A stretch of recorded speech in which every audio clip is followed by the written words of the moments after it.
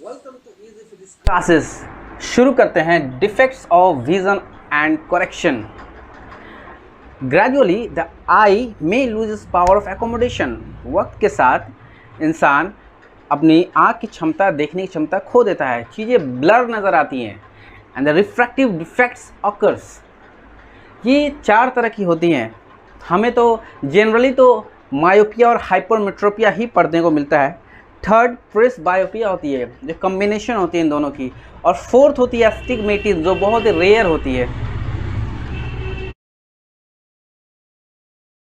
आज जो पहली केस है मायोपिया की, मायोपिया यानी कि नियर साइटेडनेस, यानी कि दूर की चीज़ें नहीं दिख रही है, नज़दीक की चीज़ें दिख रही हैं।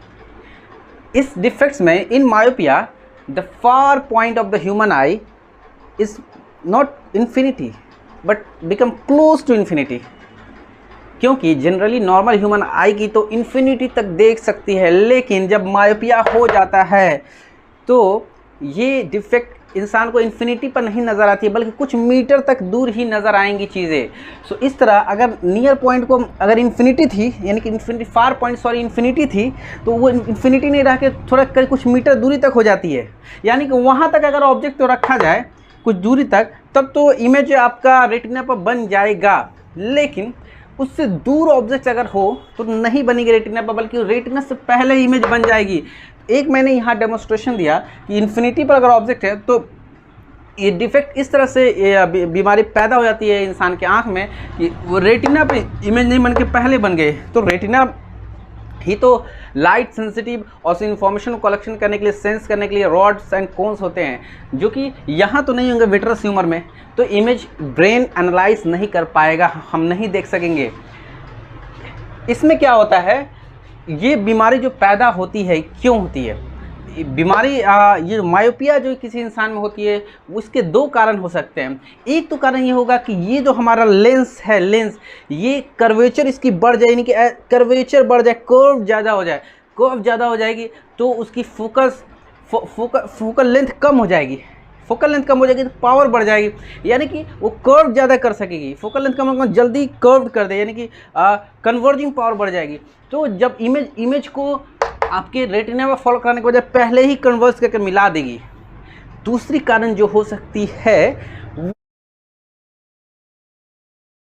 वो यहाँ ये होती है कि आपका आई बॉल ही इतना बड़ा हो जाए, इलोंगेटेड हो जाए कि आपकी जो लेंस है वो नहीं रेटिना पर कन्वर्ज कर पाए इमेज को।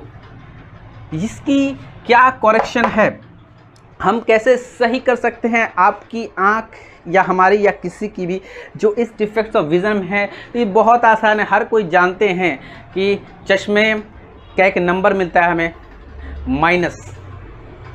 एक्चुअली हम कनकेव लेंस के द्वारा उसको करेक्ट कर सकते हैं। कनकेव लेंस क्या करेगी कि इन्फिनिटी से जो ऑब्जेक्ट आ रही है, जिसकी इमेज पहले बनने वाले थे, उसको और डाइवर्ज थोड़ी कर देगी।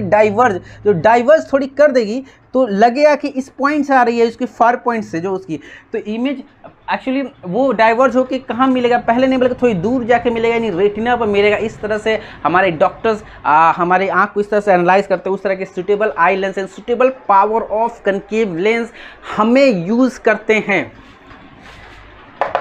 नेक्स्ट पे हम आते हैं। नेक्स्ट जो हमारा इसके बाद कंटिन्यूशन होगी, type in the comment box, type करते रहे और सवालों को पूछते रहे हमसे। विल हाइपरमेट्रोपिया यानी कि फार साइटेडनेस, मतलब दूर तो दिख रही है, यानी कि नज़दीक नहीं दिख रही है। ये एक आँख की डिफेक्ट ऑफ विजन होती है, जिसमें कि नियर पॉइंट जो आई होती है वो इंक्रीज़ कर जाती है।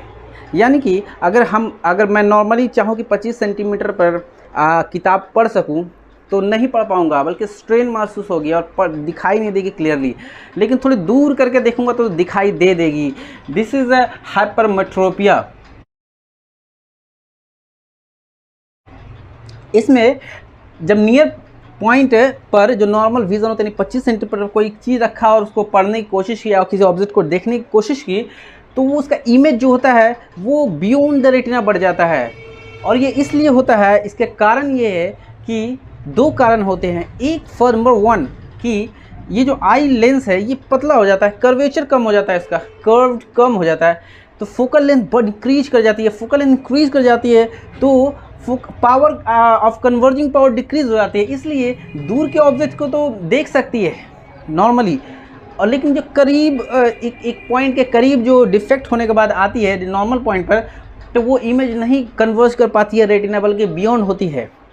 दूसरा कारण जो ये हो सकता है कि आई बॉल, उसकी आँख जो होती है इतनी छोटी हो जाए कि रेटिना ही करीब हो जाए अपने आप, तो ये डिफेक्ट की वजह से भी इमेज फॉर्म नहीं होता है। इसकी करेक्शन के लिए हम डॉक्टर्स प्लस, आप जानते होंगे, जाते होंगे डॉक्टर के पास तो प्लस टाइप का लेंस देता होगा, पावर वाली, यानी कि कन्वेक्स लेंस यूज होती है।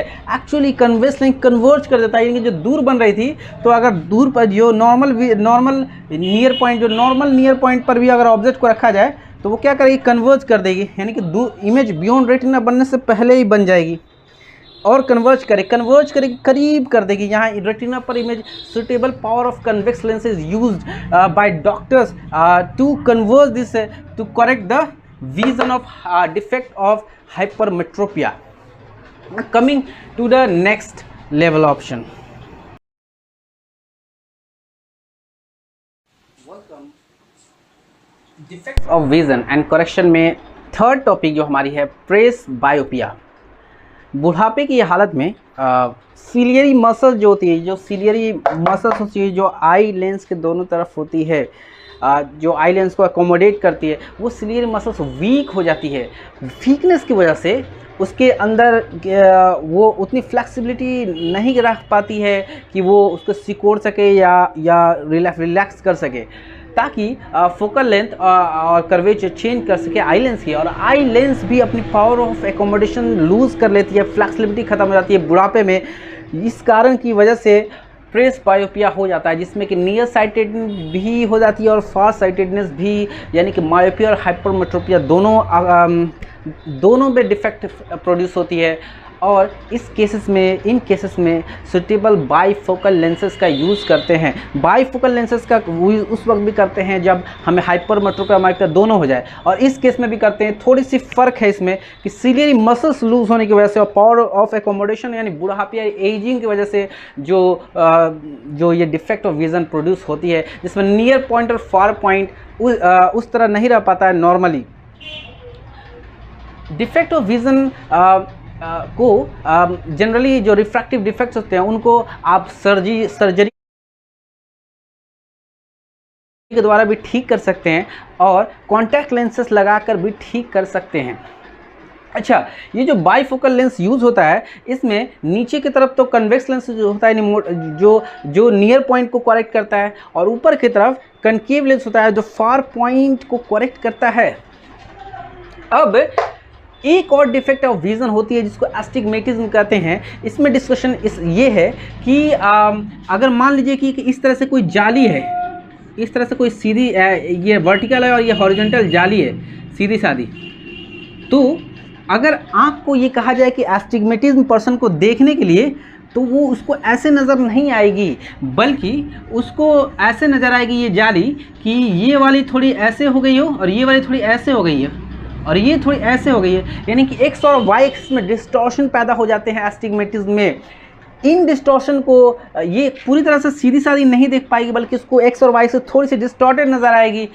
तो इसको by using the suitable cylindrical lens, this is एक सिलेंडर की तरह होती है ये लेंस, अगर सिलेंड्रिकल लेंसेज का यूज़ किया जाए तो ये जो डिफेक्ट ऐसे नज़र आ रही है ये फिर करेक्ट होकर नॉर्मली नज़र आएगी। एस्टिग्मेटिज्म की प्रॉब्लम बहुत ही रेयर केस में होती है। डिफेक्ट्स ऑफ विज़न में ये पूरी कंप्लीट सीरीज चल रही है। अब lens on light and colourful world में कंटिन्यूएशन करेंगे। कमेंट्स देते रहें अपने सजेशंस, अब you can ask questions. Thank you.